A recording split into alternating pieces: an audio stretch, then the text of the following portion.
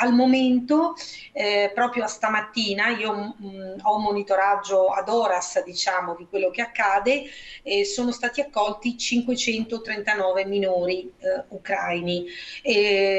Quasi la metà, anzi la metà di questi sono nella scuola dell'infanzia, una gran parte nella scuola primaria, ancora pochi nella scuola invece superiore. Questa l'istantanea dell'ufficio scolastico regionale alle prese con la gestione dell'ondata migratoria dall'Ucraina a un mese esatto dall'inizio della guerra, un'ondata finora sostenibile. Se il flusso di arrivo è quello che abbiamo verificato in queste prime settimane, cioè un afflusso progressivo di questi ragazzi, di questi minori man mano che arrivano con le loro famiglie, noi diciamo la rete dell'accoglienza e anche le istruzioni, le indicazioni di carattere diciamo pedagogico, didattico, le abbiamo già approntate per le scuole. L'informativa, tra l'altro, è disponibile anche in ucraino e affronta sia il tema dei tamponi che dei vaccini in età pediatrica. Quanto alla didattica, l'obiettivo è quello di garantire percorsi integrati, mantenendo un legame con le scuole del paese in guerra. Noi in questa prima fase